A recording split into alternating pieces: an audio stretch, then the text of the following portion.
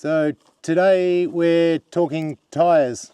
We're talking split rims, and we're here with the Ngurrara Rangers at beautiful Cool. We've got Justin, and Frankie, Thomas and Jaharis. And all of these guys have done lots and lots of travelling in the desert and have changed tyres many times. What we're going to show you is how to change a split rim tyre, and this is a split rim here, and they've always got a little split here, and this part is the locking part that holds the whole tyre on the rim.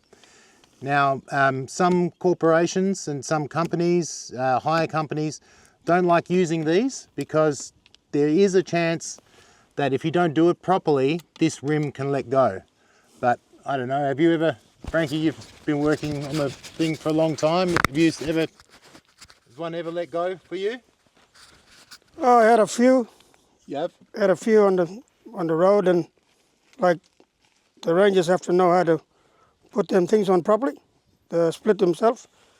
Make sure when you put it on, make sure you hit it down with a hammer so you can lock it in properly.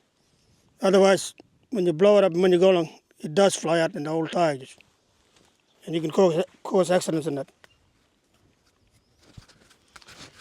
Thanks, Frankie. So yeah, and the other thing is the reason why Ngurrara and a lot of desert groups like running split rim tyres is because you can change the tubes, eh?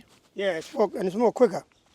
Yeah, it's more quicker because out in the desert we get hardly any roads, and that's why we pick split rims. It's more easy and more quicker for us to changing tires and swapping up tubes, and instead of Yep, and we've got two different tyres here.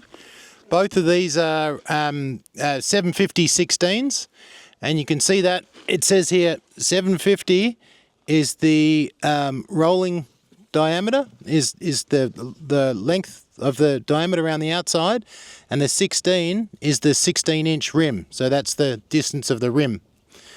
So these are both 750 16s, which most of the desert groups use, but the difference here is this is just a normal tyre, and this is what they call a rag tyre. Yeah, as you can see, it's just full of rubber. And plus, out in the desert, there's hardly any roads and too many sticks and pretty hard. But you don't want to get flats with these because it's pretty heavy of changing them. You can see these 8-ply, and that's it. I think this is 16-ply, 16, I think. 16, yeah. 16-ply, and it's really thick rubber, and it's pretty hard to them acacia bush when they get burnt to go through them. But you don't want to get flat tire with these. So the leading three cars, we usually put these on when we're going off-road. And all the back cars use them. These ones, the three front cars, they make roads for us. Yeah. That's it.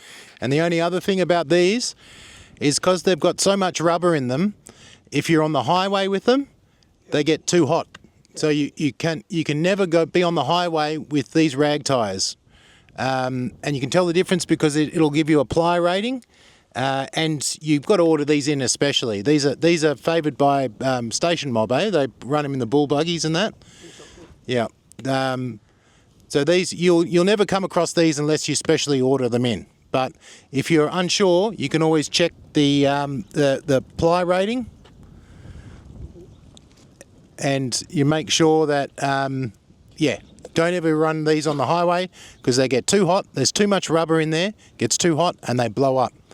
These are okay. So what do we usually do? We usually change them out here, don't we?